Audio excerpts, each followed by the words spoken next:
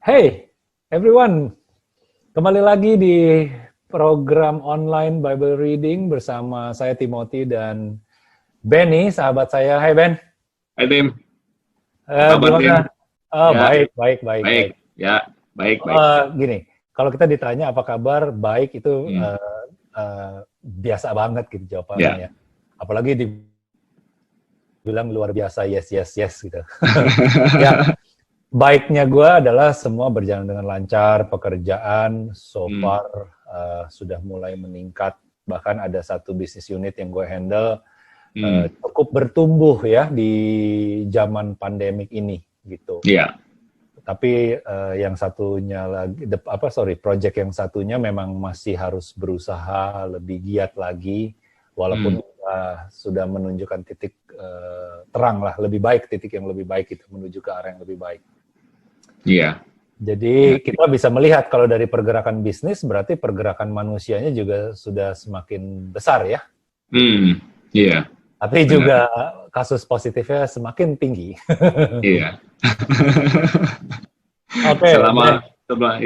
Selama belum ada obatnya pasti akan bertambah terus ya. Iya. Ben, kita sapa dulu ya semua teman-teman yang udah hadir.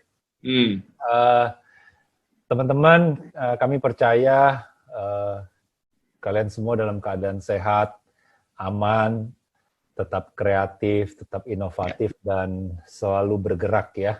Bergerak untuk ke arah yang lebih baik. Kenapa? Karena ini semua seperti kejadian yang tiba-tiba terjadi ya. Kita nggak pernah tahu sebelumnya bahwa pandemik ini akan datang gitu. Andai pun ada yang tahu, tapi tidak tahu kapan sebenarnya waktu itu. Dan oleh sebab itu kita harus bisa bergerak nih, bermanuver ya. Jadi rencana-rencana yang sudah dibuat di awal tahun atau bahkan di akhir tahun kemarin baru mulai dieksekusi, tapi sekarang sudah harus punya satu strategi atau plan baru nih. So jangan takut untuk mencoba ya Ben ya. Iya. Seperti Benny di sesi yang lalu ngomong bahwa Benny menciptakan masakan baru selama dia di rumah. Dia coba hal baru. Dan ternyata cukup berhasil ya. Iya, betul. Jadi jangan takut mencoba sih intinya. Jangan takut untuk bergerak. Iya, benar. Harus melangkah terus ya. Iya. Iya. Ben, gimana, apa maksudnya sih lagi fokus bahas apa nih, Ben? Kemarin gue ada lihat, tadi pagi gue lihat tentang banyak orang Israel yang udah mulai pulang ke Israel. Itu jadi fokus di apa maksudnya sih ya di akun Instagram itu. Apa, Ben? Bisa cerita dikit nggak?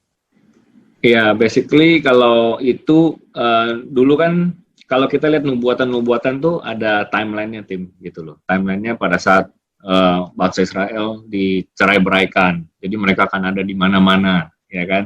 Sampai tulang mereka menjadi kering apa segala macam itu semua ada di Yeskiel gitu loh.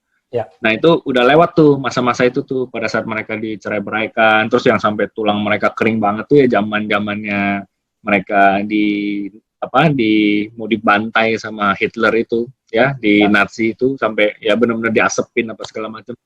Ya. Tapi mereka ini tetap ada kan sampai hari ini gitu. Ya. That's why how do you know God itu ada? Ya bangsa Israel itu masih ada sampai hari ini. Gitu. Itu kan Tuhan mau mempertunjukkan ya kan kekuatannya, kekuasaannya itu lewat bangsa ini. Bukan di Alkitab juga ditulis bukan karena bangsa ini lebih hebat atau benar atau apa, bukan. Gitu. Tapi lewat bangsa inilah Tuhan memperlihatkan gitu loh dia. Nah, yang gue taruh itu kenapa bangsa Israel ini udah orang-orang Yahudi ya Tim, bukan bangsa Israel, orang-orang Yahudi yang ada di mana-mana itu mulai pada balik nih sekarang nih. Ya, bahkan meskipun traveling ini lagi nggak begitu aktif, tapi pesawat-pesawat komersial tuh dikirim ke negara-negara tertentu untuk bangsa Yahudi yang mau pulang.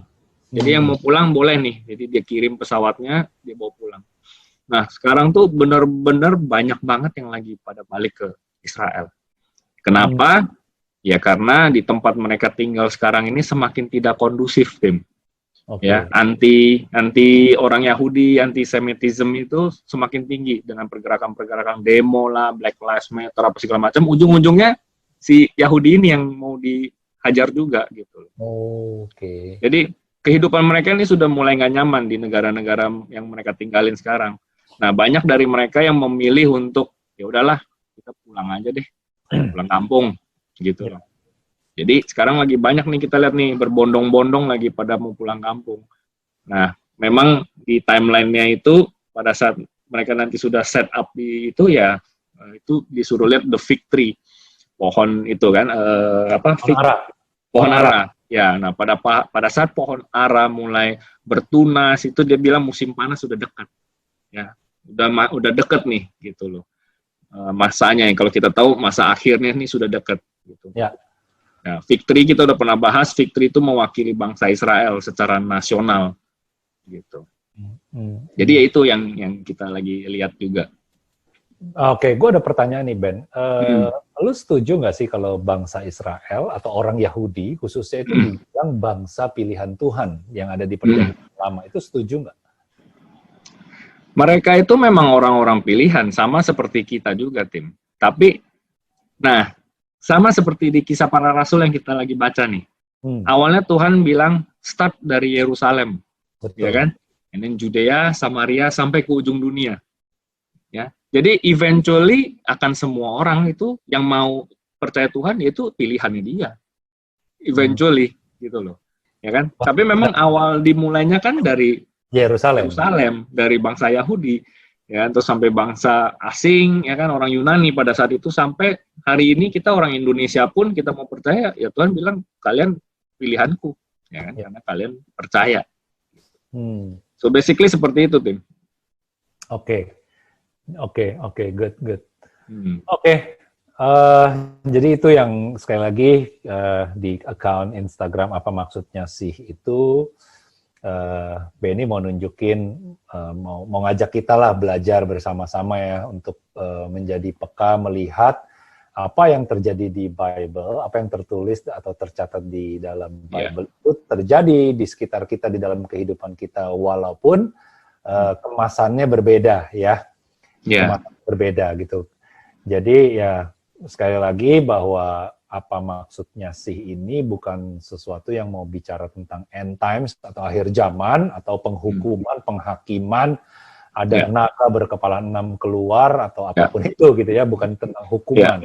Tapi justru tentang kita menjadi mengerti timeline-nya Tuhan yang ada di dalam Alkitab itu sendiri ya. Dan juga bukan untuk menghakimi, tapi juga untuk mengingatkan masih ada waktu buat kita untuk kembali ke Bible, baca, ngertiin, dan lakukan. Gitu. Ya. Oke, Ben. Let's start. Kita lanjut. Kisah Para Rasul. Terakhir Khotbah Petrus. Ben, suara jelas ya? Ya, jelas. Oke. Sip. Lu mau baca dulu, Tim, dari yang 14 ya, berarti ya? Dari 14 ya. Kita ulang. Khotbah Petrus, Kisah Para Rasul 2. Maka bangkitlah Petrus berdiri dengan ke-11 rasul itu. Dan dengan suara nyaring ia berkata kepada mereka, "Hai kamu orang Yahudi dan kamu semua yang tinggal di Yerusalem. Ketahuilah dan camkanlah perkataanku ini. Orang-orang ini tidak mabuk seperti yang kamu sangka. Karena hari baru pukul 9. Tetapi itulah yang difirmankan Allah dengan perantaraan Nabi Yoel. Akan terjadi pada hari terakhir, demikianlah firman Tuhan, bahwa aku akan mencurahkan rohku ke atas semua manusia. Maka anak-anakmu laki-laki dan perempuan akan bernubuat. Ya. Anakmu laki-laki dan perempuan akan bernubuat. Dan teruna-terunamu akan mendapat penglihatan-penglihatan. Dan teruna-terunamu akan mendapatkan penglihatan-penglihatan. Dan orang-orangmu yang tua akan mendapatkan mimpi. Juga ke atas hamba-hambaku laki-laki dan perempuan akan kucurahkan rohku. Dan mereka akan bernubuat dan aku akan mengadakan mukjizat-mukjizat di atas, di langit, dan tanda-tanda di bawah bumi. Ya. Darah dan api dan gumpalan-gumpalan asap. Matahari akan berubah menjadi gelap gulita. Dan bulan menjadi darah sebelum datangnya hari Tuhan. Hari yang besar dan dimuliakan itu. Ya. Dan barang siapa yang berseru kepada nama Tuhan akan diselamatkan. Ya, sampai situ dulu ya. Ya. Jadi yang menarik di sini, sebelumnya kan ini hari Pentakosta, berkumpul banyak orang. Kita balik sedikit nih tim, ya kan? Ada kumpulan orang, kita tahu juga ada 120 orang itu, ya kan? Ya. Lalu dapat pencurahan Roh Kudus, semuanya bisa berkata-kata dalam bahasa-bahasa lain. Habis itu, karena kenapa bangkitlah Petrus, itu karena ada orang yang menyindir. Mereka sedang mabuk oleh anggur manis. Gitu. Jadi orang yang nggak percaya akan menyindir aja itu lagi mabuk kali gitu loh, ya kan? Ya. Tapi ini menarik, bangkitlah Petrus berdiri dengan ke-11 rasul itu, berarti dia take a lead ya, dia take charge, dia jadi pemimpin, dia bangkit dengan suara nyaring, ya berkata kepada mereka. Berarti kepercayaan diri dia juga udah naik banget tim gitu loh, karena kita tahu orang ini Petrus yang tadinya dia deny Tuhan, menyangkali Tuhan 3 kali. Pada saat itu istilahnya dia nggak berani, dia mundur, ya kan? Tapi apa yang membedakan kali ini kok dia bisa sampai jadi kayak orang yang berbeda, gitu, ya? Ya salah satunya yaitu karena Roh Kudus itu udah penuh tim, Roh Kudus penuh di dalam seorang pribadi itu, istilahnya ya dia akan katakan saja kebenaran tanpa perlu dia takut atau bahkan sampai deny Tuhan. Roh Kudus akan lead. Betul. Ya, lead his step ya. Ya, betul. Karena dia dipenuhi oleh Roh Kudus akan pimpin. Betul. Ambil alih. Yes. Betul. Ya, jadi dia akan lakukan aja gitu loh, dengan suara nyaring dia berkata, "Hai kamu orang Yahudi dan kamu semua yang tinggal Yerusalem." Ya, dia mau kasih tahu nih, orang-orang ini nih nggak mabok seperti yang kamu sangka. Ya, karena ini baru pagi jam 9 dia bilang gitu. Tetapi itulah yang difirmankan Allah dengan perantaran Nabi Yoel. Nah, dia balik lagi ke nubuatan di Perjanjian Lama oleh salah satu nabi yang namanya Yoel. Jadi, basically orang-orang panggilan Tuhan tuh juga membaca firman Tuhan, tim, ya kan, di Perjanjian Lama, benar-benar harus tahu apa sih yang dikatakan Tuhan di dalam Alkitab. So, makanya kita benar-benar encourage juga teman-teman semua tuh untuk ya keep reading it aja gitu loh, ya kan? Baca aja terus gitu. Mungkin satu titik memang belum ngerti, tapi baca aja terus. Jangan stop. Ya. Betul. Lalu di situ ditulis tentang nubuatan Nabi Yoel. Yang tadi dibaca sama Timothy, akan terjadi pada hari-hari terakhir. Demikianlah firman Tuhan. Dan itu semuanya yang tadi dibacakan. Artinya di zaman Petrus itu, setelah Tuhan Yesus bangkit dan naik ke atas surga itu akhir zaman sudah dimulai. Itu udah dimulai. Makanya Petrus sudah mengutip ini. Akan terjadi pada hari-hari terakhir, ya kan? Yang awalnya aku akan mencurahkan rohku ke atas semua manusia, yang udah terjadi di hari itu, Pentakosta. Ya. Dan terus terjadi sampai sekarang, ya kan? Kan siapapun yang percaya dibaptis dia akan dapat Roh Kudus di dalamnya, tinggal di dalam kita. Ya. Jadi dari sejak hari itu ini semua sudah terjadi sampai yang di terakhir yang dia tulis tentang darah dan api, gumpalan asap, matahari berubah menjadi gelap gulita. Nah itu kalau kita baca di kitab Wahyu, ternyata itu nanti tentang hari pencobaan, the great tribulation itu. Ya, jadi satu nubuatan ini yang dari ayat 17 sampai 21 ini tidak terjadi hanya di satu periode kecil, tim, gitu loh. Tapi bahkan sesudah dari zamannya Petrus dia ngomong sampai sekarang ini udah makin ke situ. Gitu. Betul, it's a journey ya. Ini dibuktikan melalui perjalanan dunia ini ya sebenarnya. Betul, melalui perjalanan dunia ini ya. Jadi basically itu yang. Ben. Ya. Terus yang menarik tuh ini Ben, yang tentang maka anak-anakmu laki-laki dan perempuan akan bernubuat. Nah itu deh Ben, itu menarik. Bernubuat, nah nubuatan itu kan selalu kita tahu nubuatan itu sudah dikatakan oleh nabi dan para rasul yang sudah tercatat di dalam Alkitab, ya kan? Ya. Gitu. Jadi pengertian gua sih semuanya harus berdasarkan Bible dan itu nggak boleh bertolak belakang dengan apa yang sudah ditulis di Alkitab, gitu. Ya, kalau ditulis akan terjadi gempa bumi, penyakit apa segala macam, itu kan tertulis di Alkitab. Nah, kalau kita ternyata, gue bernubuat nanti bahkan akan terjadi seperti ini yang tidak tertulis di Alkitab misalkan, yaitu itu pengertian opini pribadi jadinya kalau kayak begitu. Nah, itu yang masih hati-hati tuh. Pada saat kita katakan itu sebagai nubuatan, itu malah jadi nggak sesuai dengan apa yang tidak tercatat di Alkitab. Kalau gue dapetnya ini Ben, mendapat tentang pengertian tentang ini.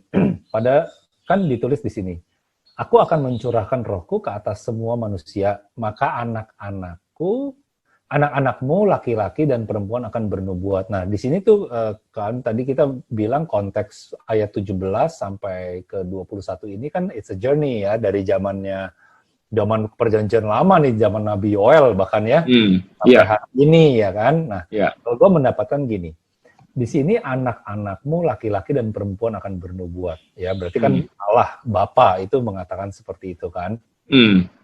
Berarti anak-anak laki-laki dan perempuan ini adalah orang-orang atau nabi-nabi itu sendiri pada yang ada di dalam perjanjian lama, karena mereka akan bernubuat atas nama Bapa kan, Bapa memberikan mereka penglihatan, pengertian, lalu mereka mencatatkan kan. Nah, along the way dunia terus berjalan, berputar, berevolusi, berubahlah gitu ya. Mulai ada teruna-teruna akan mendapatkan penglihatan. Teruna-teruna kan pasti ini artinya anak-anak yang orang-orang yang lebih muda ya. Gitu. Jadi orang-orang yang muda ini akan mulai mendapatkan visi Tuhan terhadap dunia ini nanti seperti apa sih, visinya Tuhan seperti apa. Nah ini makanya banyak terjadi penemuan baru atau bahwa dunia menuju ke era yang lebih baik gitu, ngerti nggak? Jadi ada satu visi yang akan dituju pada saat itu gitu ya. Itu oleh orang-orang yang lebih muda. Lalu penglihatan itu kan visi ya. Nah di sini juga menarik, seiring perubahannya kembali dunia ini berjalan, di sini dia bilang, dan orang-orangmu yang tua akan mendapatkan mimpi. Ya, ini kan juga bisa disebut seperti mengingatkan sesuatu gitu ya. Mungkin wisdom yang dibutuhkan, lebih ke kebijaksanaan gitu ya kali ya tentang ini. Nah, menarik juga kali ya Ben, lo ada sesuatu nggak yang mau di-highlight tentang orang-orang tua ini mendapatkan mimpi gitu? Secara tadi dulu kata yang lo pakai evolusi mungkin harus diganti, karena mungkin kata evolusi ini agak bertentangan dengan kepercayaan kita. Yang tadi lo bilang bumi berevolusi ya kan, maksud gue ya, tapi gue tahu maksud lo itu ya karena bumi berputar dan terus menuju ke sesuatu yang lebih baru lagi gitu kan. Gitu. Tapi tadi yang lo sebut orang-orangmu yang tua akan mendapat mimpi itu, akhir-akhir ini gue banyak dapat orang sharing ke gue ya, orang-orang yang sudah lebih berumur lah gitu. Mereka dikasih mimpi gitu. Tentang apa ya? Tentang akhir zaman ini gitu. Mimpinya tentang apa? Ya deskripsi yang sudah dideskripsikan di Alkitab juga. Jadi kalau kita baca kita tahu gitu. Nah ini menarik menurut gua karena memang waktu-waktu ini ya Tuhan udah tulis kan seperti ini, orang-orang tua akan mendapat mimpi gitu. Ini mimpi literally sebagai mimpi yang langsung mereka dapetin. Ya, cuman yang membedakan adalah pada saat mereka mendapatkan mimpi itu, perasaan apa yang mereka muncul di dalam hati mereka. Ya, gue melihat ada dua nih perbedaannya. Ada yang perasaan yang muncul itu adalah damai, ya, dia damai aja karena dia melihat sesuai nih dengan apa yang sudah dituliskan di Alkitab. Jadi meskipun mimpi yang sama, tapi bisa memberikan efek yang berbeda, Tim. Ada satu lagi yang setelah mimpi dia merasa takut gitu, karena apa yang ditunjukkan Tuhan itu buat dia itu sangat menakutkan. Ya, so yang based on itu gitu, maksudnya dengan mimpi itu pada saat kita benar-benar tahu rencana Tuhan, kita tahu apa yang sudah ditulis dalam Alkitab, itu tuh jadi kayak sebuah konfirmasi, Tim, bahwa Tuhan kasih tahu, yes, inilah waktunya sudah seperti itu. Jadi ya kita justru malah makin semangat, excited, malah makin pengen ngasih tahu kabar baik ini ke lebih banyak orang lagi, gitu loh. Karena kita tahu waktunya nggak banyak lagi, That's ya right. kan? Itu atau setelah dapat mimpi itu kita sendiri jadi ketakutan. Nah, pada saat kita merasa ketakutan itu artinya ya kita harus benerin lagi tuh respons kita, karena tidak seharusnya kita merasa seperti itu. Kan kita orang-orang percaya, kita yang harusnya punya damai sejahtera itu, kita harusnya punya sukacita itu, yang dunia tidak bisa berikan, itu kan yang Tuhan bilang. Ya kan, yang cuma Tuhan Yesus yang bisa kasih. So, menurut gua ada sih beberapa orang di sekitar gua yang mendapatkan mimpi ini. Bahkan kalau gua baca di berita, di Iran itu, Iran itu kan Islam yang sangat keras ya, gitu di situ. Nah, bahkan sekarang Iran itu salah satu negara dengan orang yang menjadi Kristen paling banyak sekarang ini. Kalau nanti mau dicari, itu sedang terjadi di bangsa Iran.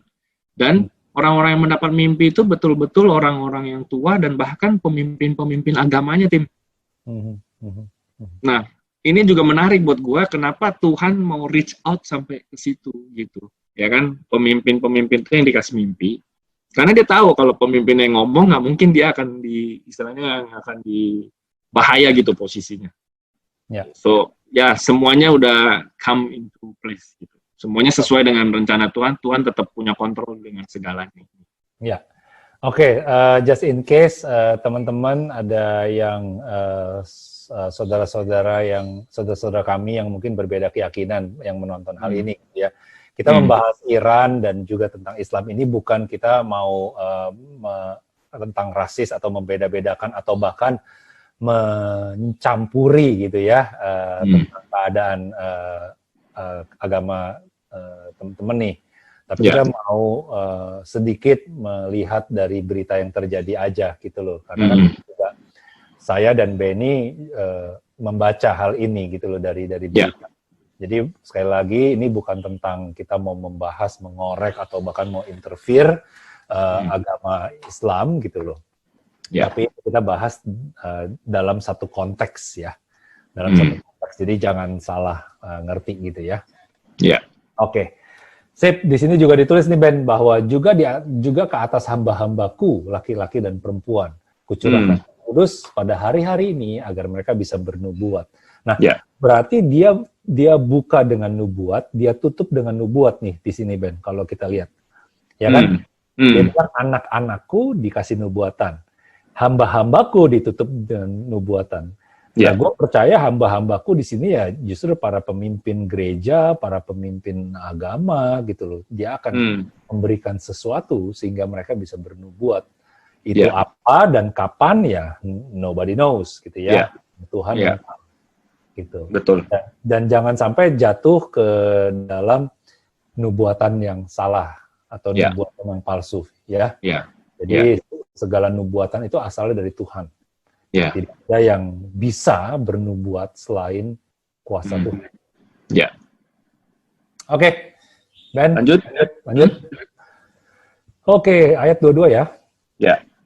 Hai orang-orang Israel, dengarlah perkataan ini.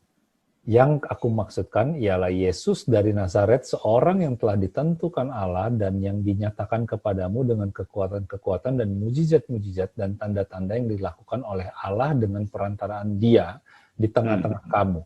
Seperti yang kamu tahu, Dia yang diserahkan Allah menurut maksud dan rencananya telah kamu salibkan dan kamu bunuh oleh tangan bangsa-bangsa durhaka. Tetapi Allah membangkitkan Dia dengan melepaskan Dia dari sengsara maut karena tidak mungkin Ia tetap berada di dalam kuasa maut itu. Sebab Daud berkata tentang Dia, balik lagi nih ke Perjanjian Lama ya. Aku senantiasa memandang kepada Tuhan karena Ia berdiri di sebelah kananku. Aku tidak goyah. Sebab itu hatiku bersuka cita dan jiwaku bersorak-sorak. Bahkan tubuhku akan diam dengan tenteram. Sebab Kau tidak menyerahkan aku kepada dunia yang mati. Kepada dunia orang mati. Dan tidak membiarkan orang kudus-Mu melihat kebinasaan. Engkau memberitahukan kepadaku jalan kehidupan.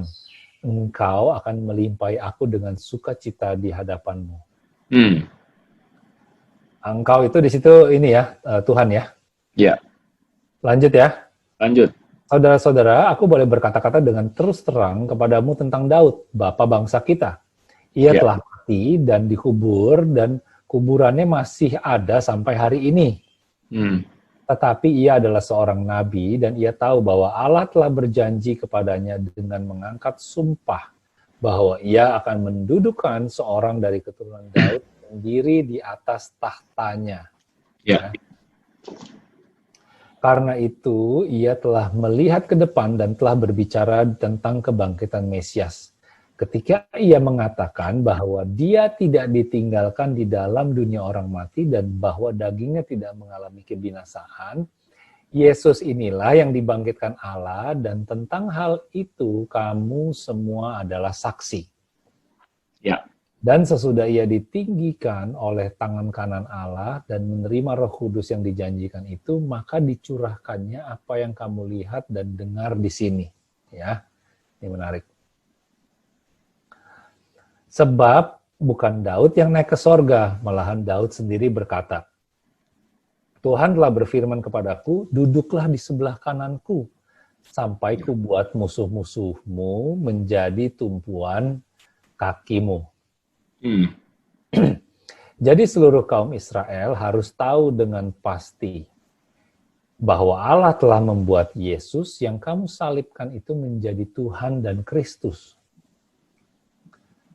Ketika mereka mendengar hal itu, hati mereka sangat terharu. Ya. Lalu mereka hanya bertanya kepada Petrus dan rasul-rasul lain, apakah yang harus kami perbuat, saudara-saudara? Jawab Petrus kepada mereka, bertobatlah dan hendaklah kamu masing-masing memberi dirimu dibaptis dalam nama Yesus Kristus untuk pengampunan dosamu. Maka kamu akan menerima karunia Roh Kudus. Catat. Sebab bagi kamulah janji itu, dan bagi anak-anakmu dan bagi orang yang masih jauh, yaitu sebanyak yang akan dipanggil oleh Tuhan Allah kita. Dan dengan banyak perkataan lain lagi, ia memberi suatu kesaksian yang sungguh-sungguh, dan ia mengecam dan menasihati mereka, katanya, berilah dirimu diselamatkan dari angkatan yang jahat ini. Ya, itu dia. Jadi sebenarnya sih ini kayak Petrus juga lagi lagi ngajarin ya dari awal, kasih pengajaran gitu. Nah, dia mengawalinya dengan kebangkitan Tuhan Yesus, Tim. Ya, dia mengawalinya dengan kebangkitan itu yang tadi dia bilang, dia yang diserahkan Allah menurut maksud dan rencananya telah kamu salibkan dan kamu bunuh oleh tangan bangsa-bangsa durhaka. Tetapi Allah membangkitkan dia dengan melepaskan dia dari sengsara maut, karena tidak mungkin dia tetap berada di dalam kuasa maut itu. Gitu. Iya. Jadi mau ngomongin tentang kebangkitannya dia, dan ingat pada saat Tuhan Yesus yang ada orang-orang yang nggak percaya minta tanda sama Tuhan Yesus, yang dia bilang nggak akan ada tanda lain yang akan dikasih selain tanda Nabi Yunus. Gitu. Nah itu kan tentang 3 hari Nabi Yunus ada di dalam perut ikan, Tim. Ya. Jadi basically ini sama, dia 3 hari itu ada di dalam perut bumi. Ya. And then sebelum dia bangkit itu, jadi kuasa kebangkitan itu yang memberikan kita assurance gitu loh. Yeah. Kenapa kita percaya Tuhan Yesus? Karena ya kuasa kebangkitan itu. Gitu. Jadi nggak ada yang mati untuk orang-orang yang percaya sama Tuhan. Ya. Yeah. Jadi basically dia mulai dari situ. Terus dia juga kasih tahu bahwa Yesus inilah yang dibangkitkan Allah, dan tentang hal itu kami semua adalah saksi. Maksudnya ya si Petrus dan semua murid-murid Yesus yang ada di situ, mereka semua ada saksi yang melihat dengan mata kepala mereka sendiri. Karena ingat mereka kan spend 40 hari bareng sama Tuhan Yesus ya. Setelah dia bangkit itu masih spend lagi 40 hari. Gitu. Terus, nah ini yang perlu kita highlight. Setelah orang mendengar tentang kuasa kebangkitan ini, di ayat 37, ketika mereka mendengar hal itu, hati mereka sangat terharu. Ya, gitu. Jadi sudah pasti pada saat orang yang mengerti, mereka bisa merasakan seperti ini. Lalu mereka bertanya kepada Petrus dan rasul-rasul yang lain, apakah yang harus kami perbuat? Nah, ini dia. So, Ini adalah apa yang mesti diperbuat. Yang pertama diawali dengan pertobatan. Bertobatlah, ya. Jadi repentance itu sangat penting gitu di dalam apa yang kita percayai gitu, ya kan? Jangan sampai kita lupa untuk mengabarkan bagian ini lagi di masa-masa sekarang ini. Gitu. Kadang kita lupa untuk menekankan di pertobatan, ya kan? Tapi kita lebih highlight banyak di kasih karunia misalkan, gitu. Karena di sini pun pada saat mereka bertanya kepada Petrus, apa yang harus kami perbuat? Jawaban pertamanya itu adalah bertobatlah. Bertobatlah kan udah tahu ya, kalau kita udah nggak benar, putar balik. Jangan menuju ke arah yang makin tidak benar. Gitu. Putar balik, semakin mendekat lagi ke Tuhan, balik ke Tuhan. Itu bertobatlah. Lalu, hendaklah kamu masing-masing memberi dirimu dibaptis. Karena itu tanda pertobatan, ya kan? Dibaptis. Dalam nama Yesus Kristus untuk pengampunan dosamu. Maka kamu akan menerima karunia Roh Kudus. Ya. Gitu. Ya. Nah, gue juga melihat di sini tentang ini. Ketika mereka mendengar hal itu, hati mereka sangat terharu. Nah, mereka mendengar itu kan berarti mendengar kabar sukacita, ya. Biasanya kalau kita mendengar kabar sukacita, lalu kita terharu, lalu kan di sini dia nanya mesti berbuat apa. Berarti kan ketika kita menerima joy, dan again kembali lagi respon kita apa, ya kan? Apakah kita cuma mau menerima aja, ya kayak udah terima, oke, udah I will keep it, and then it. Atau kita mau nerima, kita olah that joy atau berkat itu, lalu ya kita justru menjadi sesuatu yang lebih berguna atau menjadi pribadi yang lebih baik.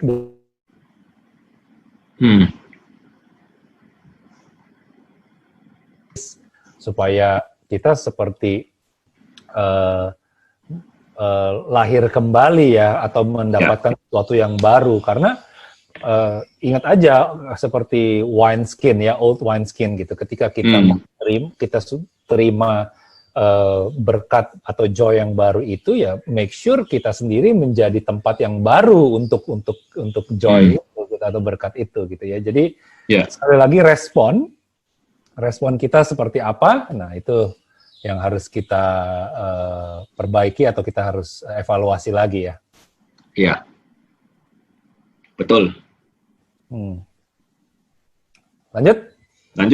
Cara hidup jemaat yang pertama. Ini gue yang baca, Tim. Oke. Orang-orang yang menerima perkataannya itu memberi diri dibaptis. Jadi tadi setelah dikasih tahu, ya kan mereka prosesnya adalah mendengar dulu, Tim, tadi. Betul. Dengar, terus menyentuh hati mereka, Tim. Karena mereka sampai merasa terharu itu berarti hatinya tersentuh. Ya kan? And then mereka mau bertanya, apa nih next step-nya? Ya kan? Petrus bilang bertobatlah, dibaptis, terima Roh Kudus. Lalu tadi di 41 orang yang menerima perkataannya itu memberi diri dibaptis. Jadi harus ada willingness itu juga untuk menerima, ya.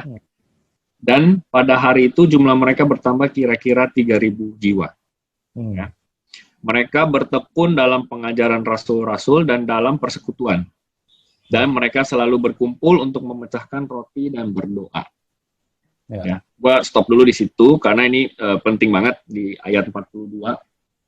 Jadi ini kayak 4 kaki meja untuk sebuah gereja, Tim. Dan kita tahu gereja itu bukan gedung, bukan gereja kita, bait Allah. Roh Kudus, nah ini awalnya dari kebangkitan itu Tuhan Yesus mau istilahnya redefine apa maksudnya temple. Temple itu karena dia bilang ini nanti akan dirubuhkan, udah nggak ada. Ya, yang mereka bilang masa bisa dirubuhkan dalam 3 hari, orang kita bangun aja berpuluh-puluh tahun gitu kan. Gitu. Nah, redefine temple itu maksudnya setelah ini kan Roh Kudus berdiam di setiap kita lah bait Allahnya. Nah, pada saat kita yang percaya sudah jadi bait Allah, ini definisi dari gereja itu sendiri. Gitu. Definisi dari gereja itu sendiri yang tadi gue bilang ini kayak 4 kaki meja. Tanpa salah satu ini bukan gereja, bukan definisinya.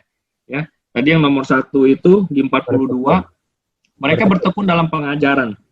Ya, jadi ada teaching, ya, ada teaching, ada pengajaran para rasul. Ya. Terus ada persekutuan, fellowship, Tim. ya. Dan mereka selalu berkumpul untuk memecahkan roti, ya. Memecahkan roti itu bukan makan-makan, tapi ada communion, ada komuni, ya. Dan ada doa. Oh, oke. Ya. Jadi kalau kita komsel ya pastikan kita juga ada ini kan, ada pengajarannya, kita berkumpul, ya kan, fellowship, ya, kita bahkan kita juga makan bersama kan, memecahkan roti dan berdoa. Bertekun dalam Ya. pengajaran, dalam persekutuan, dan berkumpul untuk memecahkan roti ya. Dan berdoa, sorry. Ya, dan berdoa. Ya. Oke. Terus lanjut 43, maka ketakutanlah mereka semua, sedang rasul-rasul itu mengadakan banyak mukjizat dan tanda. Dan semua orang yang telah menjadi percaya tetap bersatu. Unity, ya. Dan segala kepunyaan mereka adalah kepunyaan bersama. Dan selalu ada dari mereka yang menjual harta miliknya, lalu membagi-bagikannya kepada semua orang sesuai dengan keperluan masing-masing. Ya. Dan 46, dengan bertekun dan dengan sehati mereka berkumpul tiap-tiap hari dalam bait Allah.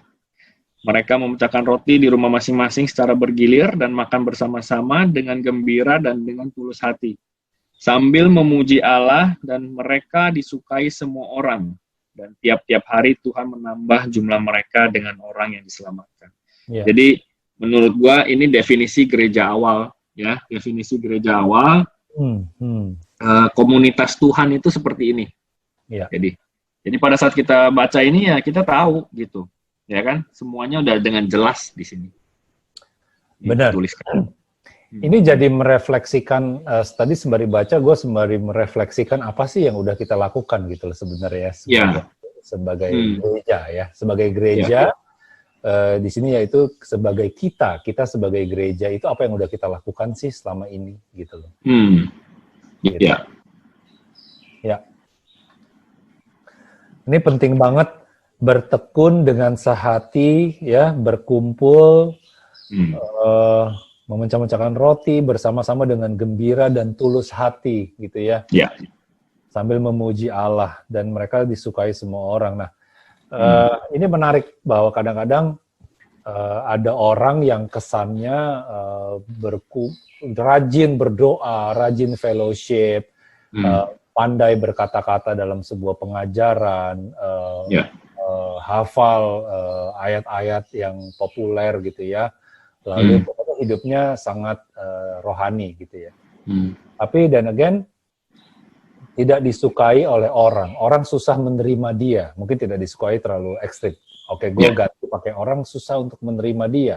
Orang susah mengerti apa yang dia bicarakan, apa yang dia lakukan, apa yang maksud dari tulisan dia. Nah, mungkin kalau terjadi hal seperti ini, kadang-kadang kan kita juga, gue pribadi, kadang-kadang kalau ada dalam suatu komunitas atau di dalam suatu situasi, lalu orang-orang tuh kok kayaknya gue nggak bisa fit in ya dengan lebih cepat, dengan lebih enak dalam komunitas ini. Nah, jangan kita jadi insecure, ya. Justru jangan melihat diri kita rendah, jangan melihat diri kita kurang. Tapi kita mesti lihat lebih jauh lagi sih, gitu loh. Apakah kita sudah menjadi orang-orang yang peduli dengan sesama kita, ya? Apakah kita sudah punya hubungan yang baik sama Tuhan, gitu ya? Jadi kita susah blend in dengan orang yang komunitas yang baru atau dengan komunitas yang lama itu bukan semata-mata karena kita nggak berpenampilan menarik, kita nggak keren, kita nggak pinter, tapi lebih dari itu sih sebenarnya, karena di sini jelas ditulis kalau orang-orang yang bertekun dalam firman, segala macam hidupnya udah benar, mengerti ya tentang kebenaran, most likely orang-orang seperti ini akan menyenangkan gitu. Iya, disukai semua orang ya di sini ditulis kan. Iya. Karena jadi pembawaannya pembawaan dirinya. That's right. Orang Kristen yang benar ya adalah orang yang bisa membawakan diri yang berdasarkan dengan kebenaran yang dia tahu gitu loh. Iya. Pembawaan dirinya benar gitu, tapi dia tidak mengorbankan kebenaran itu sendiri, karena kita Betul. jangan sampai malah jadi kompromi kan gitu. Karena Betul. kita juga baca firman Tuhan, jangan sama kayak dunia gitu loh. Hmm, hmm, Jadi benar sih, betul. ya pembawaan diri itu gimana gitu loh. Hmm, betul. Dan kalau memang ternyata kita sudah lakukan itu semua dan mereka masih tidak bisa menerima kebenaran yang ada di dalam diri kita ya. Hmm. Ya udah kayak Tuhan Yesus bilang tinggalkan mereka, kebaskanlah kakimu gitu kan, debu dan kakimu gitu. Jadi jangan memaksakan diri bahwa saya mau mengabarkan firman, pokoknya saya mau jadi kebenaran, saya mau menunjukkan sesuatu yang saya ngerti. Itu malah jadi kita memaksakan kehendak kita. Iya, benar, malah jadi aneh. Iya, karena hal-hal yang seperti itu nanti udah urusannya Tuhan gitu loh. Jadi memang ada bagian kita, ya udah jelas ada bagian Tuhan. Gitu. Iya, that's good. Oke. Lanjut, Tim. Lanjut dong. Ya, gua baca lagi, Tim. Petrus menyembuhkan orang lumpuh. Ini udah masuk ke chapter 3. Pada suatu hari menjelang waktu sembahyang, yaitu pukul 3 petang, naiklah Petrus dan Yohanes ke bait Allah. Di situ ada seorang laki-laki yang lumpuh sejak lahirnya, sehingga ia harus diusung. Tiap-tiap hari orang itu diletakkan dekat pintu gerbang bait Allah yang bernama Gerbang Indah, untuk meminta sedekah kepada orang yang masuk ke dalam bait Allah. Ketika orang itu melihat bahwa Petrus dan Yohanes hendak masuk ke bait Allah, ia meminta sedekah. Mereka menatap dia dan Petrus berkata, "Lihatlah kepada kami." Lalu orang itu menatap mereka dengan harapan akan mendapat sesuatu dari mereka. Tetapi Petrus berkata, "Emas dan perak tidak ada padaku, tetapi apa yang kupunyai kuberikan kepadamu. Demi nama Yesus Kristus, orang Nazaret itu, berjalanlah." Lalu ia memegang tangan kanan orang itu dan membantu dia berdiri. Seketika itu juga kuatlah kaki dan mata kaki orang itu. Ia melonjak berdiri, lalu berjalan kian kemari dan mengikuti mereka ke dalam bait Allah. Berjalan dan melompat-lompat serta memuji Allah. Seluruh rakyat itu melihat dia berjalan sambil memuji Allah. Lalu mereka mengenal dia sebagai orang yang biasanya duduk meminta sedekah di gerbang indah bait Allah, sehingga mereka takjub dan tercengang tentang apa yang telah terjadi padanya. Oke, Ben. Ya. Kita stop di situ dulu ya. Oke. Jadi kita berhenti di Petrus menyembuhkan orang lumpuh. Nah ini satu perikop baru di mana kita melihat nih mukjizat pertama ya. Setelah zaman Tuhan Yesus gitu ya, yang kita baca secara terpisah gitu ya. Petrus menyembuhkan orang lumpuh, ada di Kisah Para Rasul 3 ya. Di tanda. Oke, jadi kita udah belajar hari ini tentang tadi ya, tentang khotbah Petrus. Khotbah Petrus, tapi ada satu hal yang menarik itu adalah tentang ketika mereka mendengar hal itu, mereka sangat terharu ya. Jadi ketika kita mendengar kabar baik, kita menerima berkat ya, kalau itu ada joy, berarti memang kita menerima sesuatu yang baik gitu ya. Dan di sini respon kita apa? Bahkan respon orang-orang jemaat awal mula-mula itu dia nanya, and then after this kita mesti ngapain? Benar nggak? Bukan hanya dia diam, gue udah terima ya, udah diam aja gitu. Siapa tahu besok kasih lagi gitu. Tapi justru dia mau ini ada satu kesinambungannya gitu. Kesinambungan. Abisnya apa lagi gitu? Abisnya lagi. Ingat nggak sih? Ingat nggak konsep tentang anak kecil yang Tuhan ajarin saya di kitab di Gospel of Matthew ya. Anak kecil itu selalu tidak pernah berhenti belajar gitu. What's next? Apalagi? Jadi dia excited ya, setelah dengar itu dia excited gitu. Betul. Ya, karena itu tadi. Tadi lu ngomong gitu, Tim, gue jadi keingetan ayat di Ibrani 3 ayat 15, Tim. Apa tuh? Ibrani 3 ayat 15. Sebentar ya, gue coba buka nih.